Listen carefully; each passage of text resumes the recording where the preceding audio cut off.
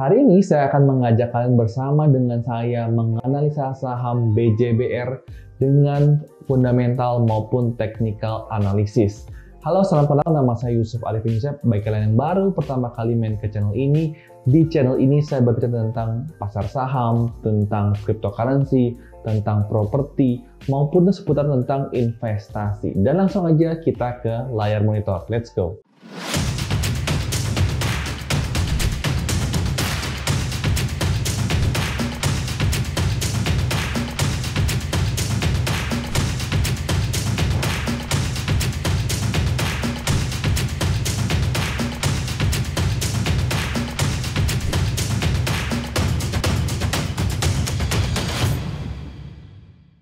Sebelumnya di tahun 2020, kurang lebih 11 bulan yang lalu, saya sudah pernah membuat video ini, yaitu analisa saham BJBR tahun 2020, dan sekarang udah tahun 2021 dan kita akan update bersama-sama bagaimana performa perusahaan tersebut.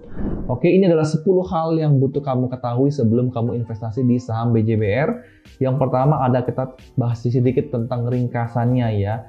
Ini BJBR masuk ke dalam indeks IDX Finance maupun Kompas 100, dan dia ini adalah dikuasai oleh 3 Pemda. Nanti kita akan bahas di nomor keduanya ya. Oke, kita bahas tentang laporan keuangan terlebih dahulu. Laporan keuangannya saya bahas untuk 6 tahun terakhir. 6 tahun terakhir itu ya, walaupun tahun 2020 itu ada pandemi, revenue dia masih mengalami peningkatan. Jadi luar biasa banget ya. BJBR ini masih bisa bertumbuh walaupun di tengah pandemi ya. Dan salesnya menjadi 12,6 triliun di tahun 2020. Dan laba bersih kita update sampai semester pertama 2021. Di mana kita bisa lihat ya, ini adalah kuartal pertama 2020, laba bersihnya adalah 417 miliar. Dan kuartal pertama 2021 adalah 479 miliar, artinya naik 14,86%. Berikutnya di kuartal 2 2021 juga luar biasa ya. Jadi tahun 2021 ini bangkit kembali ya, kita bisa lihat mengalami kenaikan 13,29%. Yang artinya apabila semester 1 yaitu kuartal pertama dan kuartal kedua digabungkan dalam tahun 2021 ini, itu laba bersihnya mencapai 922 miliar dan naik 14,1%. Jadi walaupun kita tahu tadi ya udah nggak pandemi udah nggak ngefek, tahun 2021 tancap gas lagi. Jadi saya sangat optimis banget kalau di kuartal ketiga dan kuartal keempat 2021 ini laba bersihnya akan terus naik untuk BJBR. Berikutnya yang menarik yaitu tentang komposisi kepemilikannya. Tadi saya sempat bahas di awal, kalau dia dimiliki oleh Pemda, ya kita bisa lihat Pemda Provinsi Banten 5,3%, Pemda Provinsi Jawa Barat 38,2%, dan Pemda Kabupaten Bandung 7,2%, dan masyarakat 49,3%. Nah, bagusnya apabila perusahaan ini dimiliki oleh Pemda dan performanya bagus, maka dividen yang dibayarkan untuk Pemda ini semakin besar. Jadi daerah mendapat pendapatan yang bagus. Nah, ini adalah disenangkan oleh para Pemda ya. Mereka punya pendapatan dari perusahaan BJBR ini. Berikutnya kita bahas untuk non-performing loan ya, NPL. Ini adalah yang saya ambil dari tahun lalu 2020 ya, di mana NPL-nya naik ya. NPL-nya naik, kita bisa lihat ya, dari sini naik ke sini. Dan saya update sampai ke 30 Juni 2021 ya, ada sedikit penurunan. Nah, ini hal yang bagus untuk BJBR ya. Non-performing loan-nya turun ya, kita bisa lihat dari sini.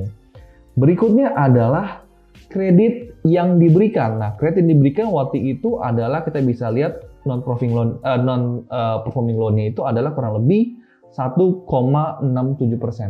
Dan kita bisa update untuk Juni ya 2021, non-performing loan itu udah turun menjadi 1,38%. Jadi dari 1,6% turun menjadi 1,3%. Itu sangat bagus banget untuk banking ya. Berikutnya kita lihat untuk restrukturisasi kredit di tahun 2020 itu mengalami kenaikan 1074%. Sangat luar biasa ya. Jadi pandemi itu banyak orang yang merestrukturisasi kredit mereka. Nah, kita lihat bagaimana di tahun 2021, dan ternyata masih parah. Kita bisa lihat masih mengalami kenaikan 43,63%. Kita bisa lihat ya, di mana di sini ya tidak ada perpanjangan waktu sebenarnya, tapi di sini kita bisa lihat ya adalah perpanjangan jangka waktu kredit dan skema lain. Kita bisa lihat di sini cukup banyak ya. Dari sekitar 2 triliun ya, ini menjadi 3 triliun. Kita bisa lihat ya. Sedangkan kita bisa lihat nih, perpanjangan jangka waktu dan penyesuaian suku bunga itu tidak ada, tapi lebih ke perpanjangan jangka waktu kredit dan skema lain. Ini sebenarnya kurang bagus karena di mana kalau kita lihat cuma NPL-nya itu, kredit macetnya itu sebenarnya dikit ya, tapi sebenarnya itu banyak banget kredit-kredit yang restrukturisasi dan jangka waktunya jadi diperpanjang. Nah, sekarang kita lihat lebih detailnya lagi untuk kredit yang diberikan pada tahun 2020. Kita bisa lihat ya, yang macet itu sebenarnya di konstruksi dan kedua mungkin di industri di perdagangan ya atau trading di sini. Nah, kita bisa lihat di tahun 2021 ternyata ya untuk konstruksi itu makin parah kredit macetnya, kita bisa lihat di sini. Dan ternyata juga untuk industri dan perdagangan juga kredit macetnya itu bertambah. Ya, kita bisa lihat ya di tahun 2021 ini sebenarnya untuk industri konstruksi ini masih belum begitu bagus ya. Berikutnya ini adalah pengalaman pribadi saya di mana saya sempat beli BJBR mulai bulan Juli kemarin, mulai beli 2 kali dan bulan Agustus saya juga beli.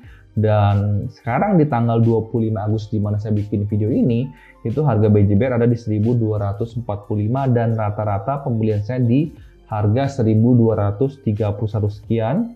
Dan sekarang saya baru floating profit 1,11% atau cuman returnnya 71.000. Dan ini kurang lebih saya akan cicil sekitar 3 juta per bulan dan saya akan lanjutkan terus di bulan September di 2021. Berikut adalah rasio keuangan untuk BJBR, ROA-nya 1,2%, ROE-nya 15,3%, NPM atau Net Profit Margin ini 13,4%, cukup bagus. DER-nya 0,89 dan market cap-nya sekarang bertambah menjadi 12,2 triliun. Ya, karena tahun lalu market cap-nya itu hanya 11,1 triliun. Dan kita lihat ya, ini saham BJBR saya beli karena faktor utamanya adalah dividen ya. Tahun lalu saya sudah mendapat dividen daripada saham BJBR dan ini adalah perusahaan yang rutin bagi dividen karena kepemilikannya dikuasai oleh Pemda ya. Kita bisa lihat dari tahun 2011 ya sampai tahun 2021 rutin bagi dividen dan dividennya terus bertambah. Kita bisa lihat rata-rata average untuk 5 tahun terakhir itu ada sekitar Rp90 per lembar saham. Dan tahun 2020 payout ratio-nya itu adalah 59,4% dengan kurang lebih dividen yield-nya 8,3%. Dan tahun 2021 itu payout ratio-nya 55,8%, sedikit ada penurunan. Dan berikutnya kurang lebih dividen yield yang bisa kita terima adalah 7,7%. Nah, sekarang pertanyaannya saya anggap rata-rata kalau misalkan dividen tahun 2020 itu adalah Rp90 per lembar saham, sedangkan di sekarang tanggal 25 Agustus saya bikin video ini adalah harganya 1.245. Artinya kita bisa mendapatkan dividen sebesar 7,22%. Ya. Jadi menurut saya ini adalah hal yang sangat bagus banget. Daripada kalian nabung deposito, mendingan beli saham BJBR. Tapi ya kalian analisa kembali sebelum kalian memutuskan ya. Berikutnya ini adalah valuasi untuk saham BJBR. Saya menggunakan metode price to earning method ya. Di mana sekarang margin of safety-nya itu adalah sekitar 39% dan target price untuk BJBR itu sekitar Rp1.732. Nah, berikutnya adalah apabila kita menggunakan metode yang daripada Benjamin Graham itu apabila PER dikali PBV harus di bawah 22,5. Di sini kita bisa lihat sekarang PER daripada BJBR itu adalah 6,88 dan PBV-nya hanya 1,04. Artinya apabila dikalikan baru 7,15, jauh banget daripada 22,5 ya. Hal berikutnya adalah di mana kita ingin lihat 3 tahun rata-rata untuk PER-nya itu adalah di 9,46, sedangkan PER di sekarang aja hanya adalah 6,8. Artinya masih punya potensial upside itu kenaikan sekitar 39%. Dan apabila kita menggunakan PBV-nya, di mana sekarang PBV-nya hanya 1,04, dan rata-rata 3 tahun terakhir itu adalah average-nya PBV di 1,3. Artinya kita masih ada upside potensial yaitu sekitar 25%. Berikutnya hal terakhir kita bahas mengenai harganya ya. Harganya itu untuk BJBR tertingginya itu disempat di 2016 dengan harga 3.510 pada tanggal 20 September 2016. Dan saya bahas sedikit mengenai technical analysis, ya ini saya menggunakan time frame weekly, di mana sekarang harganya itu masih di bawah MA20 dan sedang sideways di sekitar MA5. Jadi sebenarnya masih sideways dan belum ada potensi naik. Tapi mudah-mudahan apabila nanti bisa menembus MA20, maka potensi untuk kenaikannya saya rasa cukup bagus, bisa ke area sekitar 1.600 atau 1.800. Ya mudah-mudahan aja kita harapkan bisa terjadi di tahun 2021 ini. Dan sekian video kita hari ini untuk analisa saham BJBR. Mudah-mudahan video ini bisa bermanfaat buat kalian. BTW, video ini bukan ajakan beli maupun ajakan jual untuk saham BJBR. Jadi silahkan kalian menganalisa kembali sebelum kalian mengambil keputusan buy maupun untuk sell. Dan silahkan support saya dengan tekan tombol subscribe, loncengnya ditekan agar apabila saya keluar video baru, kalian bisa langsung yang pertama ternotifikasi. Salam cuan dan see you at the next video. Bye-bye.